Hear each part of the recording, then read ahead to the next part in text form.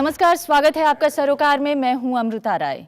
आज बात एक आधी दुनिया की। दिल्ली में 23 साल की एक लड़की के साथ गैंगरेप, त्रिपुरा में एक औरत के साथ गैंगरेप के बाद उसे नंगा करके घुमाना, राजस्थान एक दलित लड़की के साथ कॉलेज में दुर्व्यवहार, उड़ीसा एक 24 साल की लड़की के साथ गैंगरेप और लूटपाट, भुवनेश्वर में ही एक और गैंगरेप की घटना, 19 साल की लड़की इसकी शिकार।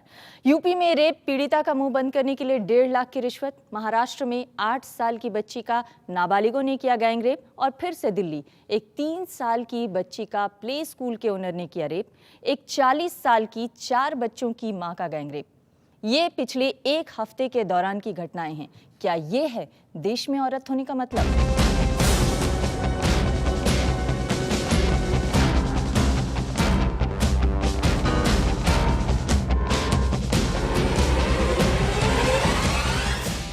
आज इस मुद्दे पर बातचीत करने के लिए हमारे साथ कई खास मेहमान जुड़ रहे हैं। हमारे साथ हैं विपुल महेश्वरी, सुप्रीम कोर्ट में एडवोकेट हैं। विपुल, आपका बहुत बहुत स्वागत है।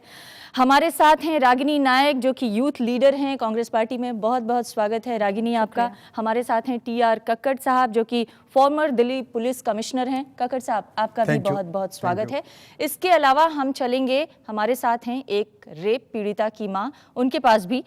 और हमारे साथ कुछ ही देर में जुड़ेंगे आशीष नंदी, जो कि सोशियो पॉलिटिकल एनालिस्ट हैं। उनसे भी बातचीत करेंगे पूरे देश के सामाजिक व्यवहार पर। लेकिन सबसे पहले आइए देखते हैं कि देश भर में रेप के आंकड़े कहते क्या हैं।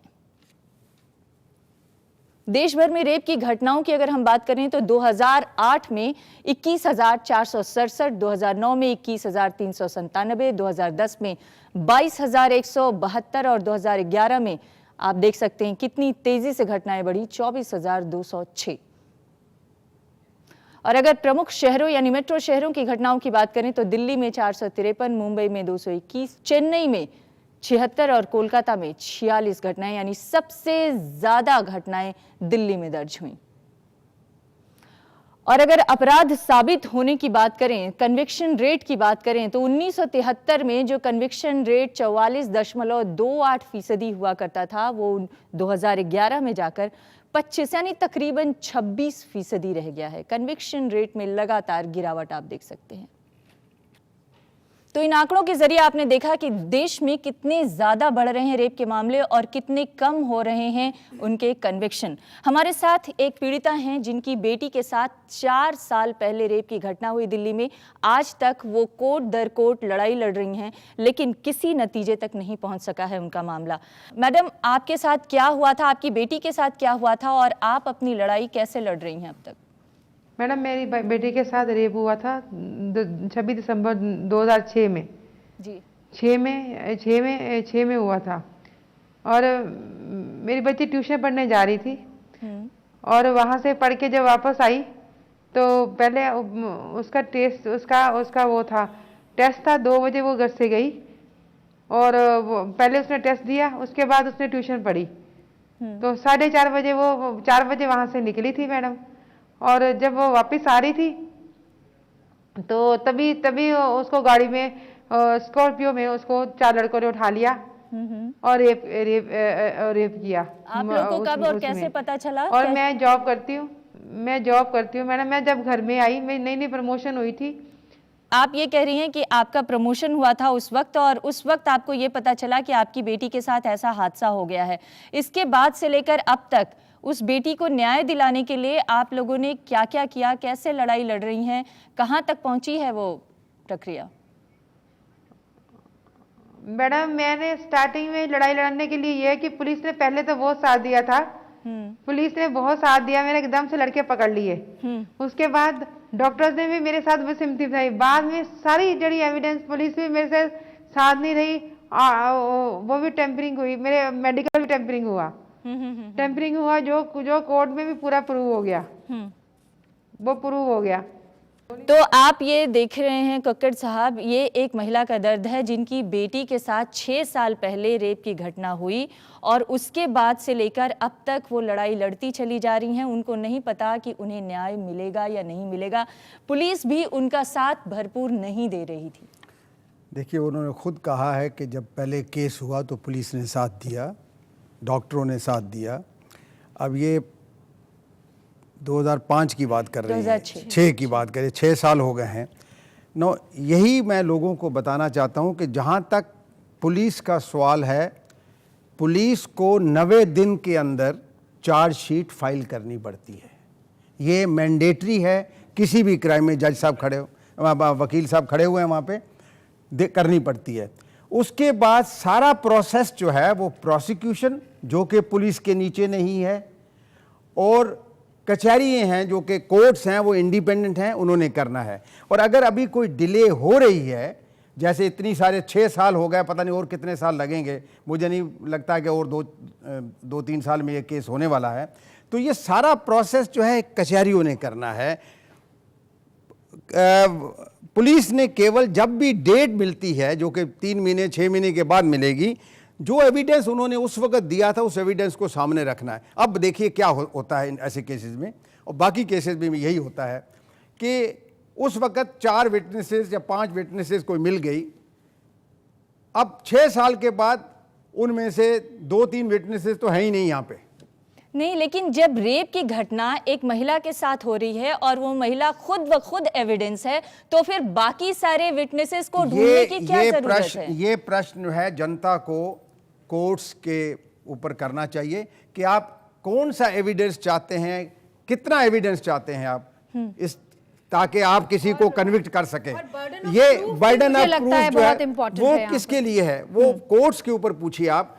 हमने जो एविडेंस कलेक्ट किया 90 दिन के अंदर अंदर चार्जशीट कर दी, क्योंकि उसके ऊपर हम जा नहीं सकते हैं। जी, तो ये तो पुलिस की बात हुई, लेकिन एक आम लड़की किस किस तरीके से झेलती है कि उसके साथ एक तो दुर्घटना होती है, वो एक तरह से हिंसा है, वो हिंसा की शिकार होती है, मानसिक हिंसा की शिकार होती है, शारीरिक हिंसा की शिकार होती है, और उसके बाद उसे प्रूफ करना पड़े कि आपके साथ ये दुर्घटना हुई, वो कितना पीड़ादायक होता है। और इस स्थिति को आसान बनाने के लिए क्या होना चाहिए? देखिए, सबसे पहले मेरा मानना है कि 3-4 जगह पर बहुत ज़्यादा रिफॉर्म्स की ज़रूरत है।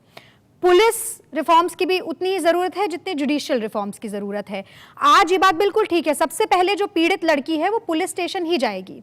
ज्यादातर केसेस में हम देखेंगे कि एफआईआर, ये दिल्ली की बात नहीं है, आप दूर दराज की बात कीजिए, आपने बहुत आंकड़े दिखाए, वो सारे शहरों के थे, उससे भी बदतर आंकड़े देखने को मिल सकते हैं बहुत छोटी जगहों पर भी। वहां पर तो एफआईआर ही दर्ज नहीं होगी। पुलिस वाला आपको ऊपर से नीचे तक कैसे घूरेगा, किस प्रकार के सवाल पूछेगा, वो भी कहीं ना कहीं उत्पीड़न है। मैं बताना चाहूंगी कि Gurmeet Singh versus state of Punjab में ये जजमेंट दी है, सुप्रीम कोर्ट ने ही दी है, कि ऐसे केसेस जब इनका ट्रायल होगा तो वो कैमरा सर्वेलेंस होना चाहिए ताकि गड़बड़ सवाल ना पूछे जाएं। अब मैं जुडिशियल प्रोसेस की तरफ आई हूं।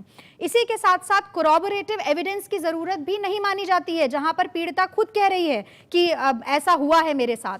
तो ये बहुत सारे प्रोविजंस हैं, लेकिन जब हम बेहतर कानून की बात करते हैं, बेहतर कानून की मांग करते हैं, हो सकता है वो भी जरूरी हो, लेकिन मेरा मानना है कि अगर ये पुलिस रिफॉर्म्स आए, जुडिशियल रिफॉर्म्स आए, और साथ ही साथ जो कानून है उसका सख्ती से पालन हो, अगर इस देश में क्रियान्वयन हो, तो बहुत सारी समस्याएं। आप दोनों के पास लौटेंगे, लेकिन कोर्ट में क्या परेशानी होती है जब पुलिस वाले महकमे के लोग कह रहे हैं कि 9 दिन से लेकर 90 दिन के अंदर हम रिपोर्ट लिख लेते हैं, उसके बाद जो पीड़िता के साथ दिक्कत आती है वो ये आती है कि उसके साथ हिंसा हुई, उसके साथ ज्यादती हुई, इसको प्रूफ करना उसके लिए मुश्किल होता है। और प्रूफ करने के लिए जिस तरह के एविडेंस उससे एक्सपेक्ट किए जाते हैं वो एक दूसरी क्रूएलिटी में जाता है। नहीं, देखिए, ये पहले दिक्कतें आती थी, बट जब सुप्रीम कोर्ट का जो जजमेंट आया है उसके बाद काफ़ी दिक्कतें जो हैं वो कम हो गई हैं as far as prosecutrix is concern. दूसरी चीज़ जो है, ये हमारा प्रोसेस है कोर्ट का जो हमें फॉलो करना पड़ता है। जब चार्जशीट फाइल होती है, 90 दिन के अंदर चार्जशीट फाइल होती है, उससे पहले जो है चार्जशीट तो बाद में होगी, पहले एफआईआर दर्ज जब होती है तो उस पर इन्वेस्टिगेशन होती है, इन्वेस्टिगेशन जब प्रॉपर हो जाती है फिर बयान लिखे जाते हैं, बयान होने के बाद चार्जशीट फाइल होती है, चार्जशीट फाइल होने के बाद फिर वो जो है प्रोसिक्यूशन के लिए जाता है, फिर प्रोसिक्यूशन विटनेस एग्जामिन होते हैं, फिर क्रॉस एग्जामिनेशन होता है, तब जा कर के कोई फैसला होता है। उसमें भी कई तारीखें लगती रहती है। फिर जब फैसला हो जाता है, चाहे वो पक्ष में हो चाहे वो विपक्ष में हो, ट्रायल कोर्ट जब अपना फैसला दे देता है, उसके बाद फिर हाई कोर्ट में अपील लाई करती है, अपील में फिर सुनवाई होती है दोबारा से। कोई टाइम लिमिट है ट्रायल कोर्ट में फैसले का? जी नहीं। वो आज के दिन डेट्स का कोई प्रोविजन है कि जो डेट्स दी जाए, तारीखें आए, वो भी छोटी हो, जल्द से जल्द की जाए? आज के दिन जो ये डिमांड आ रही है कि जल्द से जल्द ट्रायल होना चाहिए, मौत की सज़ा होनी चाहिए। देखो, ये तो कानून बनाने वालों के लिए है, उन्होंने क्या करना है। जहाँ तक पुलिस और जुडिशरी है, उन्होंने तो वो इम्प्लीमेंट करना जो हमारा प्रावधान है। आज के दिन हमारे जो कानून की किताबें हैं उनमें कोई ऐसा प्रावधान नहीं है कि रेप के केस में मौत की सजा होनी चाहिए, ऐसा कोई प्रावधान नहीं। ये तो रेयरेस्ट ऑफ रेयर केसेस उसमें मर्डर में भी नहीं मिलता है आजकल। ये इशू नहीं है। इशू ये issue है, और मैं कहता हूं, देखिए इशू ये नहीं है। इशू ये है कि सबसे पहले तो कन्विक्शन हो, क्योंकि और जल्दी से जल्दी ट्रायल पूरा हो। मैं ये कह रहा और हूं, एक उदाहरण मैं देश थोड़ा में चेंज है, करना चाहता हूं। हाल ही में राजस्थान में जर्मन लड़की के साथ जो दुर्व्यवहार हुआ, सिर्फ 16 दिनों के अंदर उसका फैसला हुआ था। मैं ये कहता हूं कि देखिए, क्योंकि इतने सारे क्राइम हो रहे हैं, रेप्स हो रहे हैं और मोलेस्टेशन के केसेस हो रहे हैं, इनमें कानून में बदलाव लाने की ज़रूरत है। और वो छोटा सा बदलाव चाहिए कि चार्जशीट जो है 30 दिन में फाइल होनी चाहिए और 3 महीने के अंदर अंदर कोर्ट जो है वो डिसाइड कर ले कि इसको सज़ा देनी है या नहीं देनी है। ये कोई मुश्किल बात नहीं है। अगर यही हो जाए तो देखिए, जितनी जल्दी लोग अंदर जेल में जाएंगे उतने लोगों को भय होगा। अभी तो क्या है कि 10-10 साल उसके बाद उसको पता ही नहीं क्या हो रहा है, तो घर बैठा हुआ है।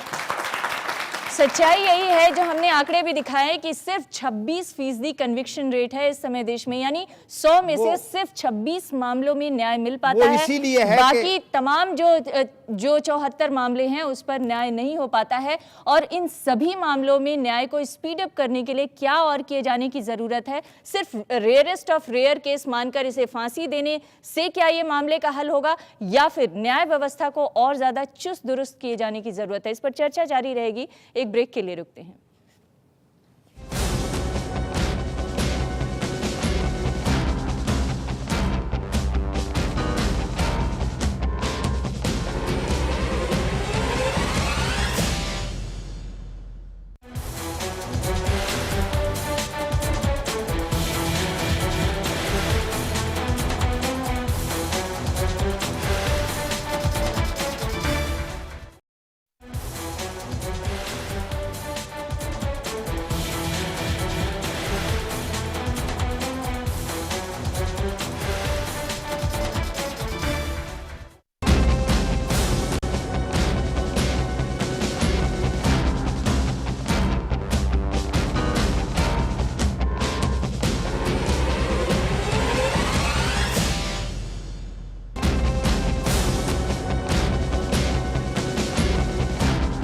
दिल्ली में 23 साल की एक लड़की के साथ रेप की घटना होने के बाद दिल्ली की जनता उद्वेलित है अपने समाज, अपनी महिलाओं की सुरक्षा को लेकर।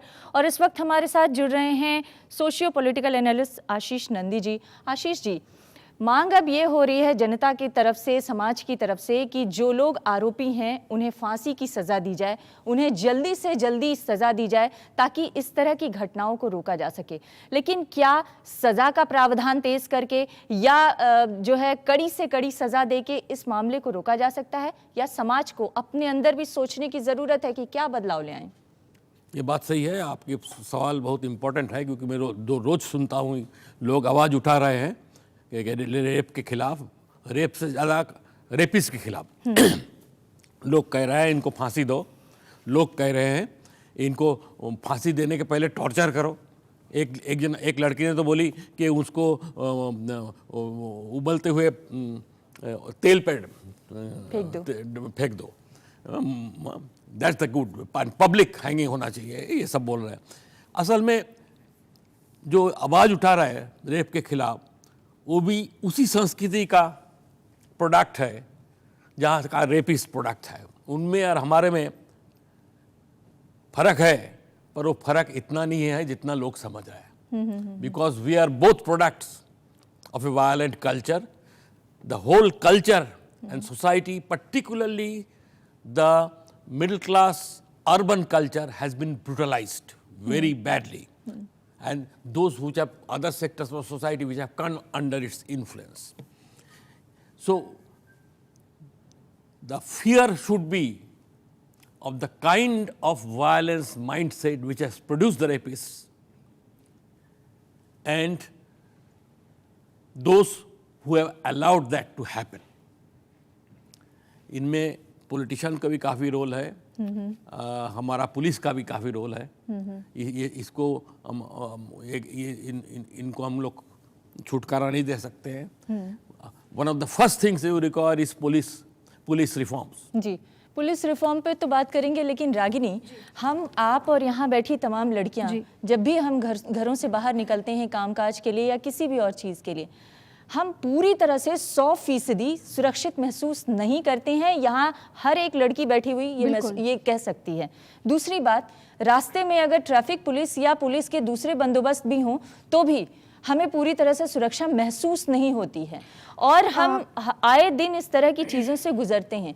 यहाँ तक कि अपने घरों में भी कई बार ऐसा फील होता है कि जो रिश्तेदार है उसकी निगाहें उस और दोस्तों की या दूसरे लोगों गलत की नजर से देखते तो हैं। इन सारी चीज़ों को बदलने की क्या आपको ज़रूरत लगती है और किस बड़े पैमाने पर इससे लड़ने की ज़रूरत? आशीष नंदी जी ने यहाँ पर बात की एक हिंसात्मक विचारधारा की, लेकिन मुझे लगता है पुरुष प्रधान विचारधारा को भी इसमें मिलाकर देखना बहुत ज़रूरी है। रेप को एक आम अपराध की दृष्टि से नहीं देखना चाहिए। मुझे लगता है कि हमारे समाज में जो पावर बेस्ड जेंडर रिलेशनशिप्स हैं उनको समझने की भी बहुत ज़्यादा ज़रूरत है।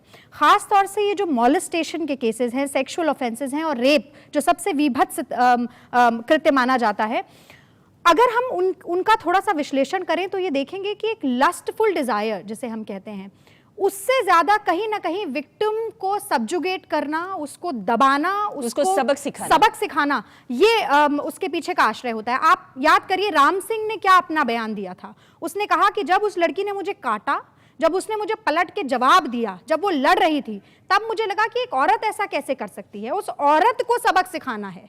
तो ये जो पुरुष प्रधान मानसिकता है, जो औरत को हमेशा सबक सिखाने के बारे में सोचती है, एक वस्तु की तरह उपयोग करना चाहती है, उसको कौन बदलेगा? क्या कानून बदलेगा? घर के अंदर जो रेप होते हैं, घर के अंदर जो सेक्सुअल ऑफेंसेस होते हैं, क्या हम अब पुलिस के साथ ही रहना शुरू कर दें?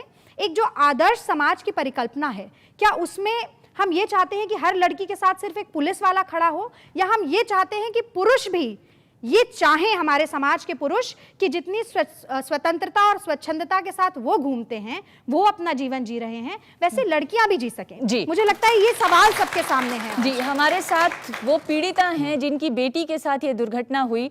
मैडम, ये बताइए कि आपकी बेटी क्या अब अपनी पढ़ाई जारी रखे हुए है? क्या वो बाहर निकलकर स्वतंत्रता से घूम फिर सकती है? मैडम, मैं तो इसका जवाब बाद में दूंगी। पहले मैं ये बात कहूंगी, अब इन्होंने बोला कि 90 दिन में चार्जशीट फाइल होनी चाहिए, हमारी FIR, हमारा काम खत्म हो गया।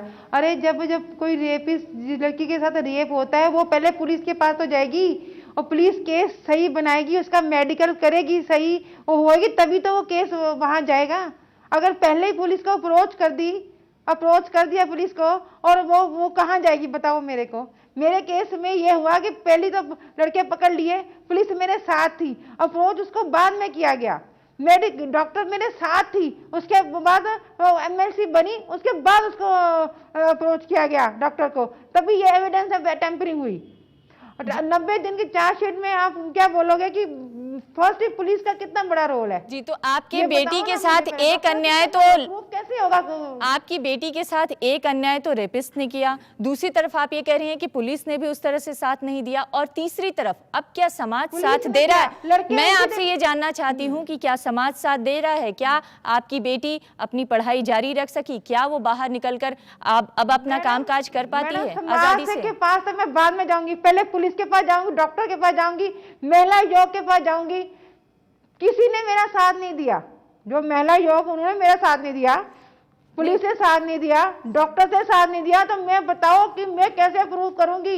नहीं, वहां पे कोर्ट में जाकर ये बताइए ना मेरे को। आपका केस तो प्रूव करने की बात होगी, लेकिन जो मैं सवाल पूछ रही हूँ उसका जवाब आप दीजिए कि आपकी बेटी अब अपनी पुरानी जिंदगी फिर से जी पा रही है या नहीं?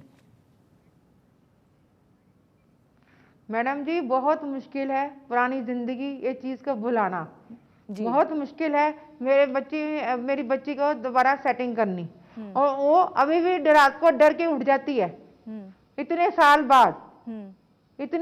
बाद अभी भी डर के उठ जाती है। कोई रेप, गैंग रेप है मैडम, 4 लड़कों ने रेप किया, बताओ मेरी बात, आप बात समझ रही हैं? ये कोई चीज भूलने वाली है? सारी उम्र भूलने वाली है ये चीज? क्या वो डॉक्टर बनना चाहती थी? उसके 85% मार्क्स से क्या वो डॉक्टर बन पाएगी? इतने बड़े और सबसे बड़ी बात, कोई साथ में नहीं खड़ा, ना पुलिस, ना डॉक्टर, ना कोई और जी, कोई खड़ा नहीं। और फिर कोर्ट में 4 साल मैंने केस को लड़ा अमृता जी, और हर मुझे चीज लगता है हुई, फिर भी वो टोटल हो गए। ये तो सवाल पूछने की जरूरत ही नहीं है। आप मुझे आप बताओ देख ना रहे ये हैं बात। कि उनका चेहरा उन्हें छुपाने, ये तो पीड़ित भी नहीं, उनकी माँ है, अगर उनका चेहरा ही आज भी एक रेप विक्टिम को अपना चेहरा छुपाना पड़ रहा है तो इसका क्या मतलब है? इसका यही मतलब है कि समाज ने स्वीकार नहीं किया है।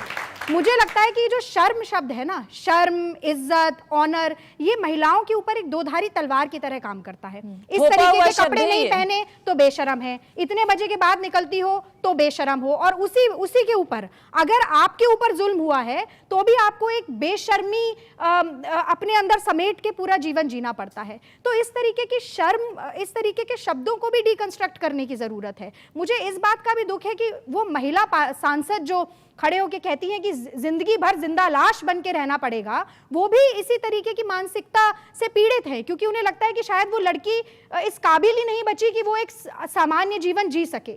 मुझे लगता है कि इस सोच को बदलने की भी बहुत जरूरत है।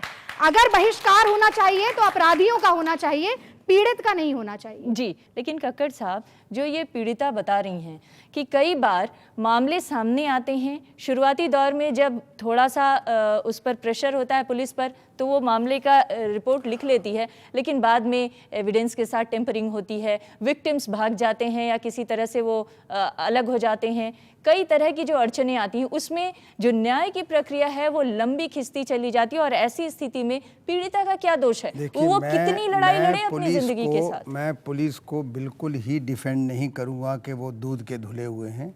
वो वैसे ही हैं जैसे हमारे समाज के दूसरे डिपार्टमेंट हैं। कोई भी विभाग ले लीजिए, आप कचहरियाँ ले लीजिए, आप वकील ले लीजिए, आप ब्यूरोक्रेसी ले लीजिए, सब एक, क्योंकि हम एक ही समाज से आते हैं। घर में 3 भाई हैं, एक पुलिस में आ गया, दूसरा मजिस्ट्रेट बन गया, तीसरा कुछ और बन गया।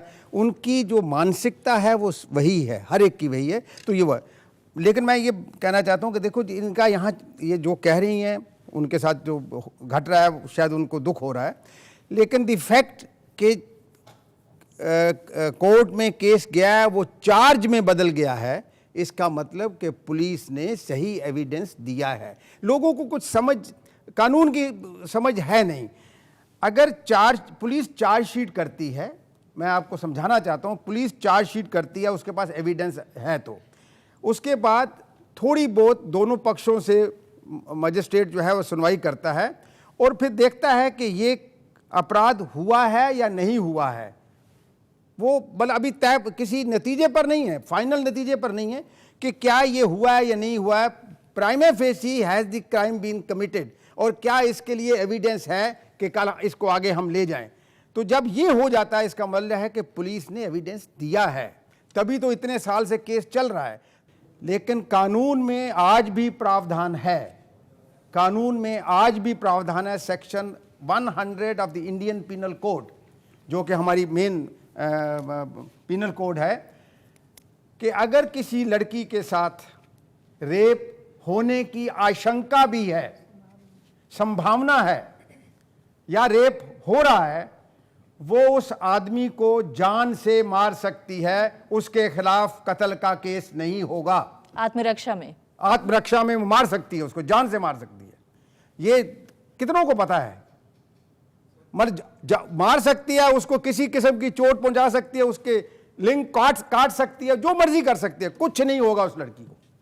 पुलिस उसको हाथ नहीं लगा सकती है। अगर मैं ये कह दूं, मतलब मुश्किल है, मुझे पता है ये बहुत मुश्किल है, लेकिन आपको पता तो होना चाहिए कम से कम कि ऐसा प्रावधान हमारे ही देश के कानून में है। नहीं, लेकिन पहली बात तो यह है कि किसी के साथ अपराध होने जा रहा है, ये उसको पहले से पता नहीं होता है। मैं कहता हूं पता होना चाहिए, अब होना चाहिए लोगों को, इतनी जी बिल्कुल। सबसे पहले जो मैं कहना चाहता हूं, और जो सबसे ज्यादा जरूरी है, ये आंदोलन भी ठीक है, सब अपनी जगह पर ठीक है, पर जब तक डर नहीं होगा, जब तक जो अभियुक्त है उसके दिमाग में सीवियर पनिशमेंट का डर नहीं होगा, तब तक ये नहीं रुकेगा।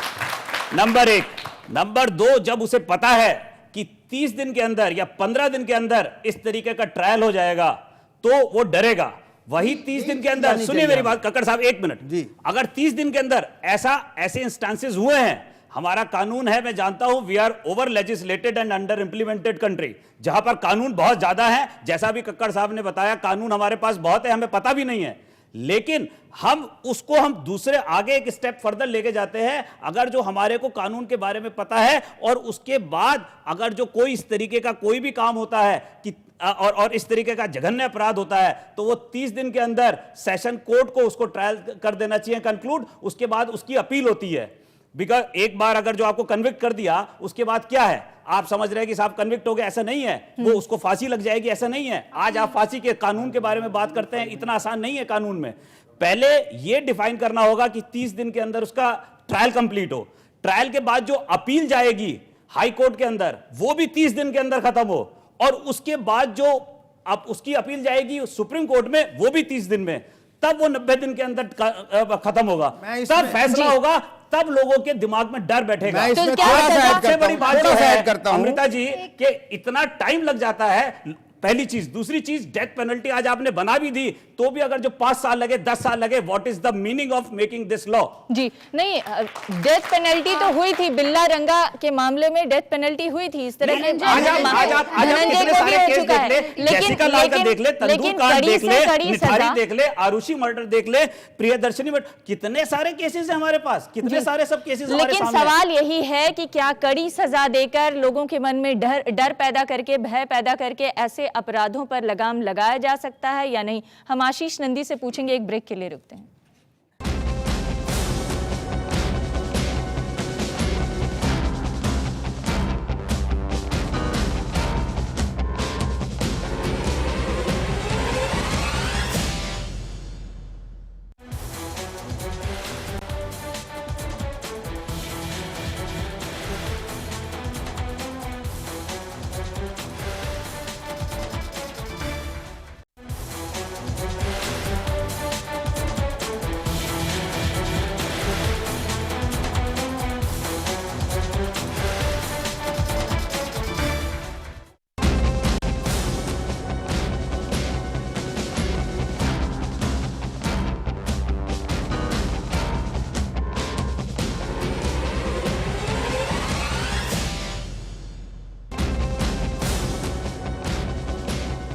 ब्रेक से पहले हम बात कर रहे थे कि क्या सजा का भय दिखाकर अपराध को कम किया जा सकता है, रोका जा सकता है।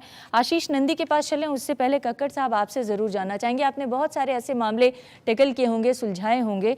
जब अपराधी आपके सामने आते हैं इस तरह के मामलों की, तो उनकी मानसिकता क्या होती है? क्या वो एक्सेप्ट करने के लिए तैयार होते हैं कि उनके साथ गलती हुई है, या पावर का दंभ उस समय भी उनके साथ रहता है? कुछ एक तो ऐसे अपराधी होते हैं जो कि बिल्कुल ही कतई मानने को तैयार नहीं है कि उन्होंने वो अपराध किया है।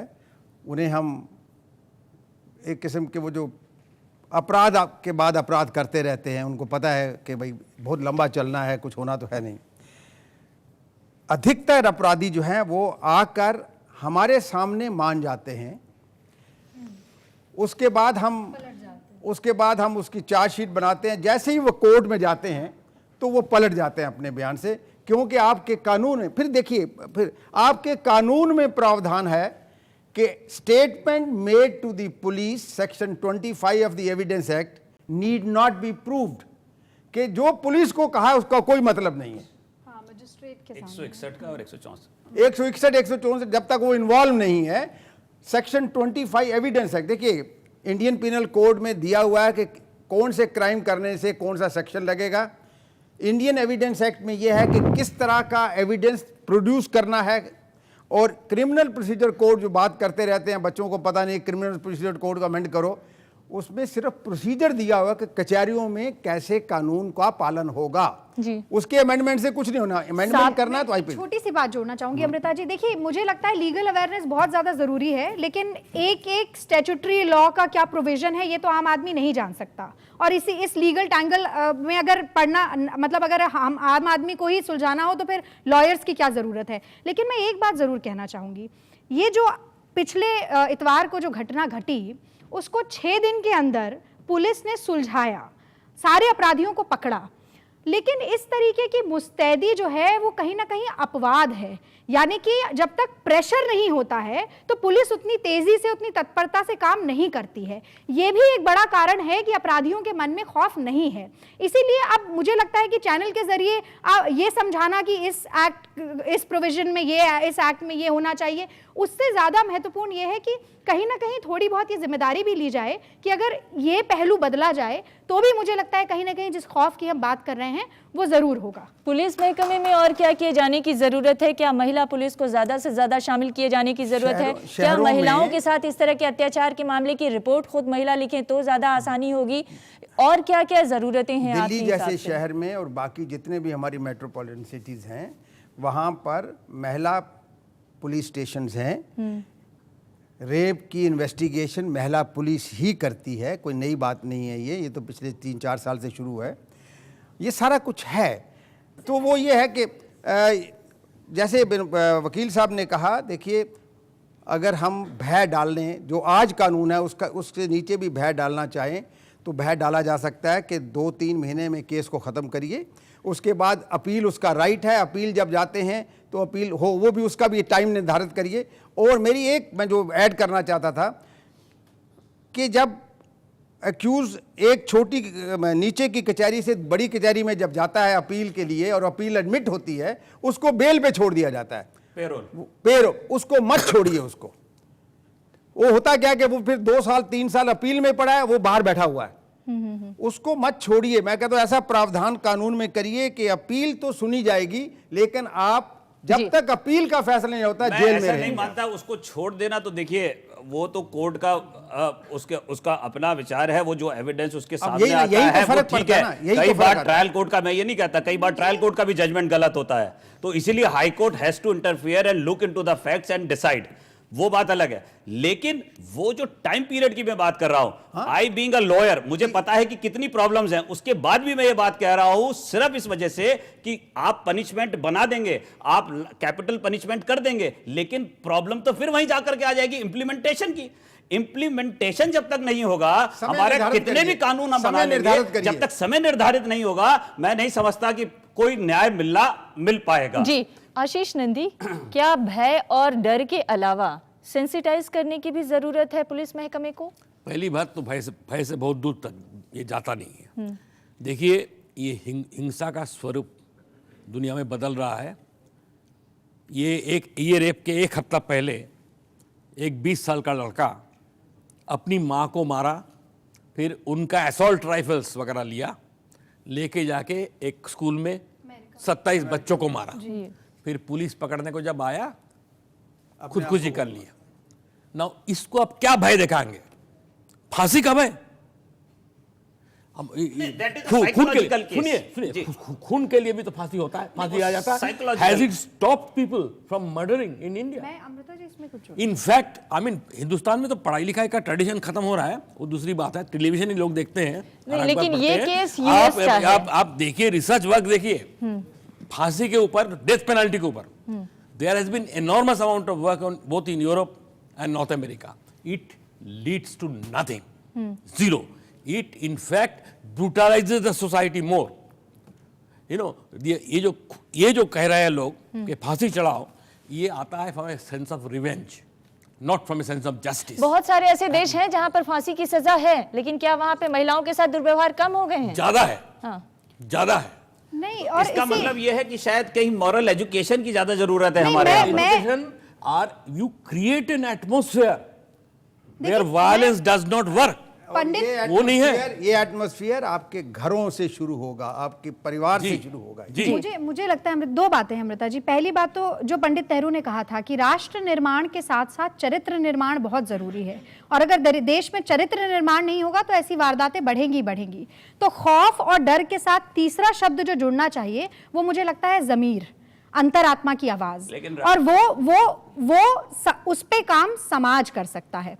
दूसरी बात, ये जो रवैया है ना कि महिला कांस्टेबल्स बढ़ा दीजिए, महिला जज बढ़ा दीजिए, महिला, मुझे कहीं ना कहीं ऐसा लगता है कि समाज ये भी सोचने लगा है कि महिलाओं की समस्या केवल महिलाओं को ही सुलझानी चाहिए, जबकि मुझे लगता है कि जब तक पुरुष भी साथ नहीं खड़े होंगे, जब तक, क्योंकि समाज किससे बनता है, दो पहिए, महिला और पुरुष दोनों पहिए हैं, अगर महिला और पुरुष मिलकर इस समस्या का समाधान नहीं ढूंढेंगे तो ये कभी भी नहीं होने वाला है। तो ये भी मुझे एस्केपिस्ट अप्रोच लगती है कि सब जगह महिला एसएचओ बना दीजिए, पिकेटिंग पॉइंट्स पे भी, क्यों नहीं आदमी भी उसी नजर से देखते हैं जिस तरह नजर से महिलाओं से ये अपेक्षा की जाती है।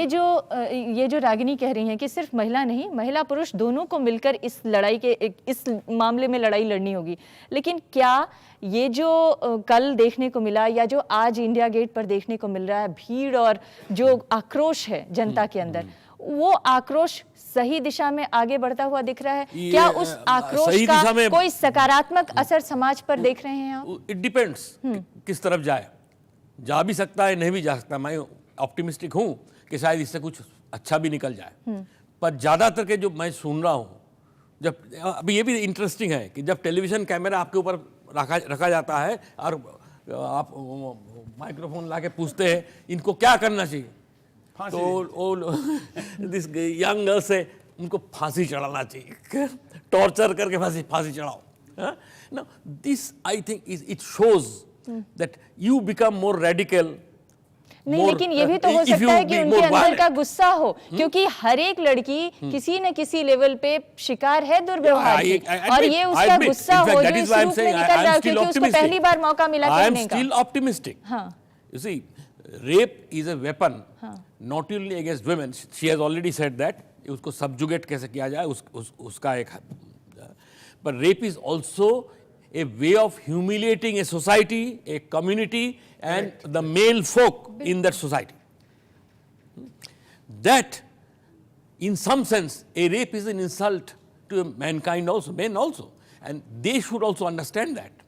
And that, for example, these 4 people or half a dozen people caught for this last rape, if you look at them, I am pretty sure none of them have a criminal record.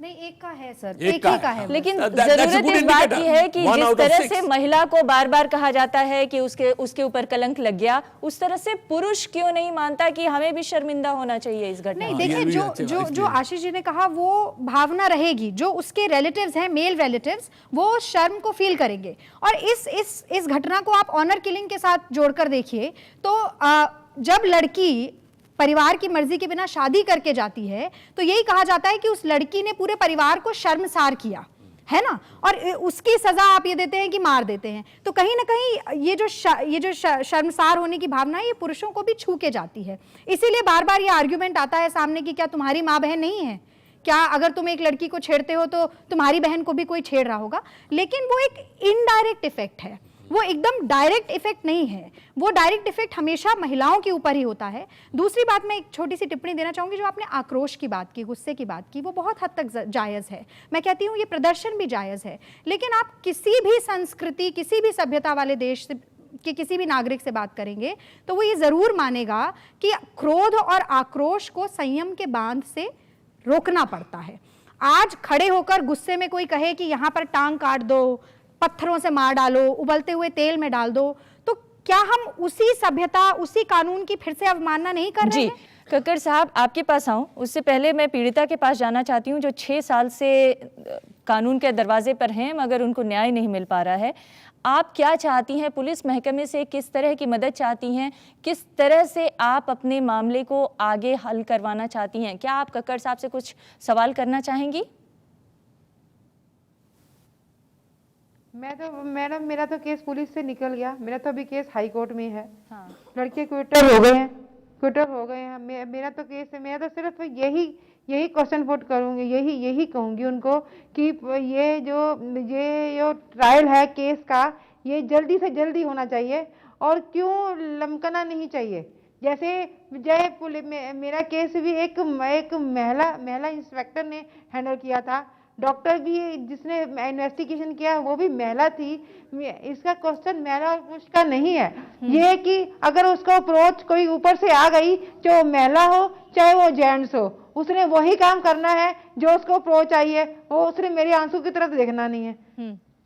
ये इसमें ये बदलाव की जरूरत है madam जी, कि किसी तरह की अप्रोच आए कि वो इसको अपनी अपनी ड्यूटी समझ के करे कि इसके साथ गलत हुआ है और इसको हमने सही दिशा में लाना है।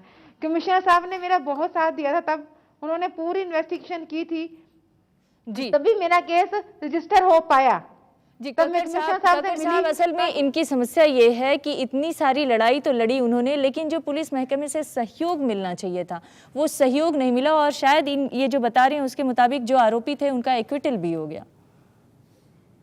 ये दुर्भाग्यवश है कि ऐसा हुआ है, लेकिन देखिए एविडेंस, हमारा काम है कोर्ट में एविडेंस देना। कोर्ट वहाँ पे डिफेंस काउंसिल होते हैं, उन्होंने उसको रिबट करना है और वकील साहब, जज साहब ने उस पर फैसला लेना होता है। तो केवल पुलिस पर नहीं होता है ये। आप जितना मतलब जितना बड़ा वकील, देखिए पुलिस का तो एक प्रोसिक्यूटर है जिसको तो पुलिस जैसे मेडिकल रिपोर्ट, फॉरेंसिक रिपोर्ट, जांच रिपोर्ट, विक्टिम्स एविडेंस, ये सब हमारे कितनी पास देर एक लगती? प्रोसिक्यूटर है जो कि सरकारी आदमी है, वो एक एविडेंस जो उसको दिया गया है वो एविडेंस प्रोड्यूस करता है, थोड़ी सी तनख्वाह लेता है।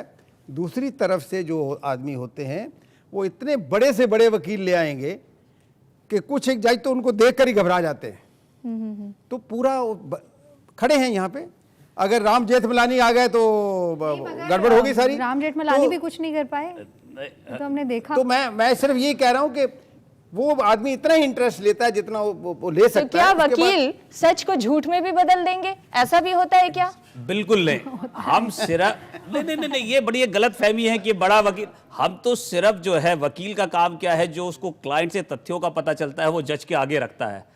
जज एविडेंस जो होता है उसको देख करके अपना निर्णय देता है। और रही बात जो अभी उन्होंने कही कि इस तरीके से फैसला नहीं हुआ, मैं कहना चाहता हूं कि फास्ट ट्रैक, जैसे 6 साल उनको हो गए, तो उसको फास्ट ट्रैक कोर्ट की जो मैंने बात करी अभी आपसे, ट्रायल कंक्लूड हो फिर अपील हो, वो पुराने भी जो 24,000 केसेस पेंडिंग हैं वो भी उस फास्ट ट्रैक कोर्ट के अंदर लाए जाएं। तब इस मूवमेंट का, इस आक्रोश का, ये सारे जितना भी हमारा ये मूवमेंट चल रहा है उसका तभी फायदा होगा और लोगों को तभी उसका। लेकिन यही चीज ये जुडिशरी को, ये सरकार को, सबको मिलकर के ये फैसला जी, लेना तो होगा। सबको मिलकर ये फैसला लेना होगा। लेकिन पिछले 10 सालों के अगर आंकड़े पर नजर डालें तो 5,500 केसेस तो केवल दिल्ली में रेप के हुए हैं, और उनमें से 3,000 से ज्यादा मामले में एक्विटल हो गया, और बहुत कम ऐसे मामले आए जिसमें कन्विक्शन हुआ है।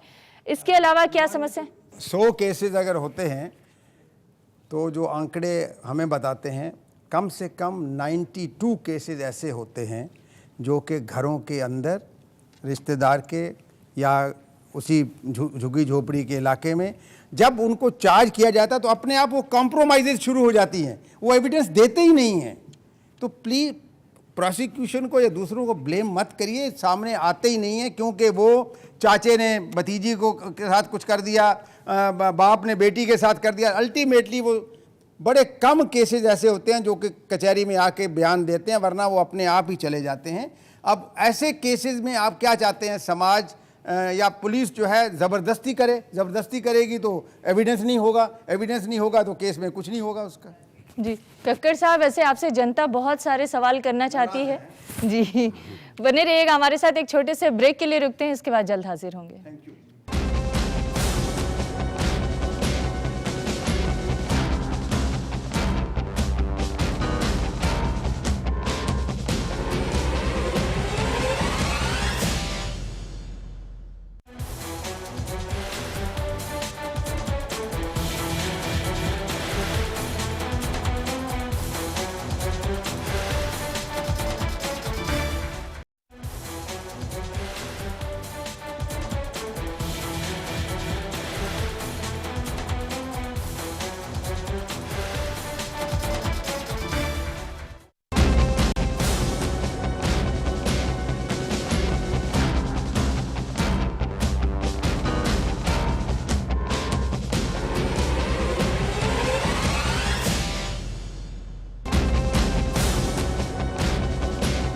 के बाद एक बार फिर आपका स्वागत है, और अब सीधे लोगों के सवाल। सीमा, आप अपना सवाल पूछिए। सर मेरा क्वेश्चन ये है आपसे कि जिस तरह से लड़के हमें छेड़ते हैं, हमारे साथ छेड़खानियाँ करते हैं, तो क्या हम उसकी कंप्लेन भी कर सकते हैं आपके पास आके, पुलिस के पास जाके, या फिर इस डर से बैठे रहें कि अगर हमने कंप्लेन की तो वो हमारे ऊपर कल को दोबारा से अटैक कर देंगे। जैसे सोनाली मुखर्जी के ऊपर उसने जब फाइट बैक किया था, उसके ऊपर तेजाब डाल दिया था, तो कल को हो सकता है वो लड़का कुछ और लड़कों को पकड़ के हमारे साथ फिर से कुछ गलत कर दे, तो हम तो इस डर से शायद कंप्लेन कर ही ना पाए जो आपसे। आप जिस चीज़ की बात कर रहे हैं इसको कानून में मोलेस्टेशन कहते हैं, छेड़खानी को। ये धारा 354 में आता है। चलो मैं धारा तो छोड़िए, ये एक बेलेबल ऑफेंस। आप पुलिस के पास जा सकती हैं, पुलिस उनको पकड़ेगी, ये बेलेबल ऑफेंस है। बेलेबल ऑफेंस का मतलब ये है कि पुलिस के पास आया, वो उसकी जो भी बयान लिखना लिखा और उसको छोड़ दिया। ये कानून के प्रावधान है, इसमें मैं और आप कुछ नहीं कर सकते हैं, ठीक है। अब प्रश्न ये उठता है कि अगर आपने कहा कि अगर ऐसा किया, पुलिस के पास गए, वो फिर मेरे ऊपर तेजाब भी फेंक सकता है, कुछ भी कर सकता है।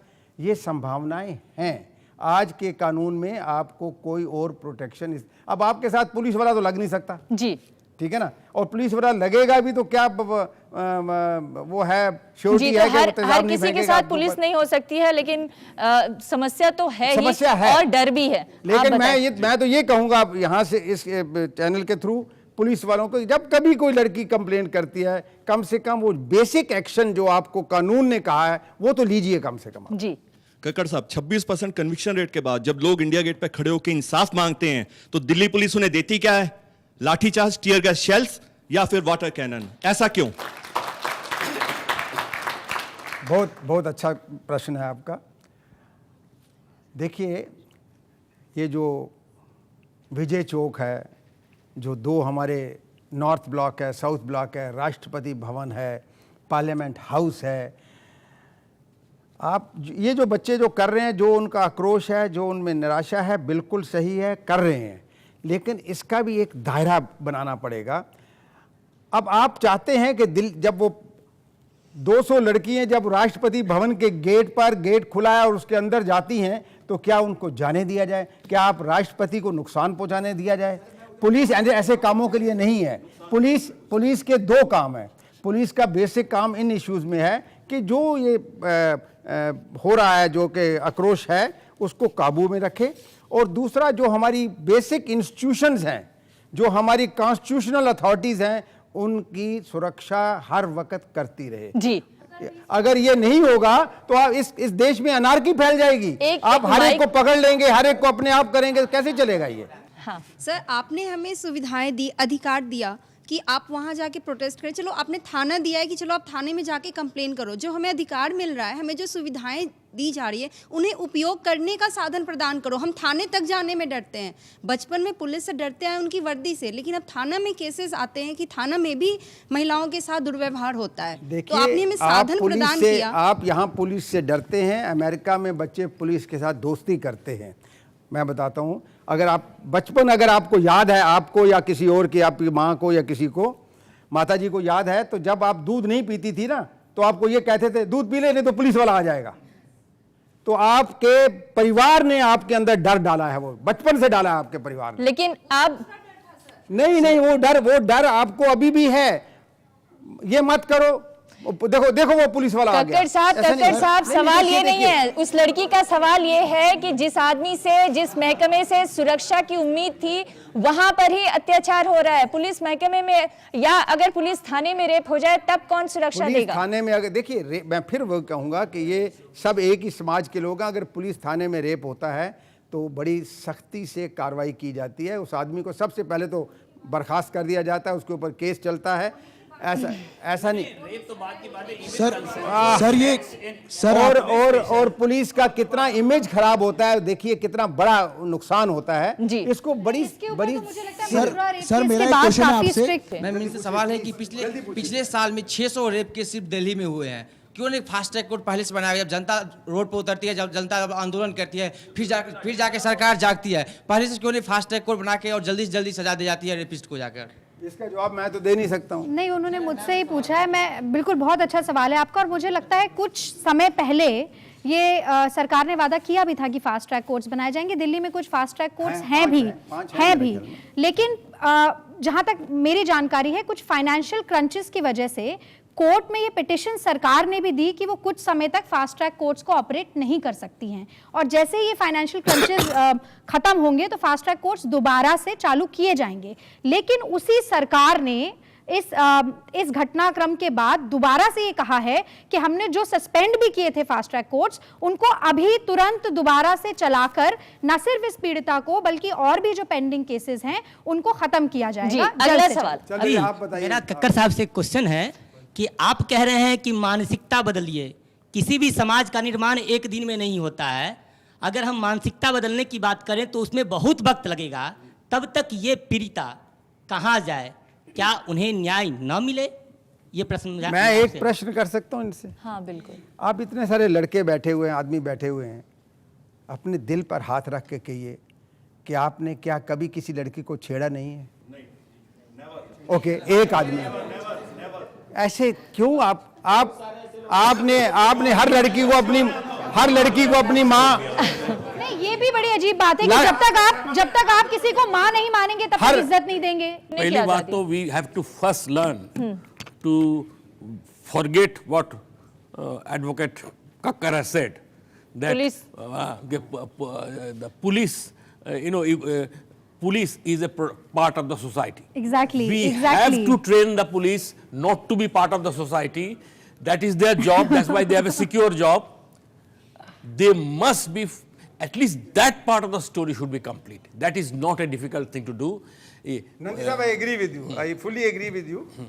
And the subversion of police have been done by always a lot parties. of finances and trainers who can probably differentiate, make police a little different from the society as a whole. You know, it's very difficult. Very difficult. जी, आप पूछिए। जी sir, मेरा ये question है कि ऐसा judgement आया है कि डेथ का जो है वो रेयरेस्ट से रेयरेस्ट केस में होगा। रेप इज़ अ रेप, वो 4 साल की बच्ची के साथ हो या 40 साल की, then it is not a justice. अगर इस केस में डेथ दी जाएगी और जो बाकी केसेस में नहीं दी गई, it won't be a justice, then why this kind of statements are coming? मैं इसका जवाब दे सकती हूँ।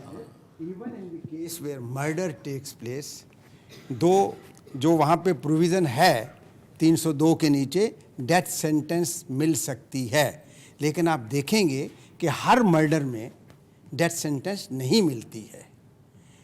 तो सबसे जो घिनौना अपराध आज तक सोसाइटी में, सारी सोसाइटीज़ में गिना गया है, वो कत्ल का है।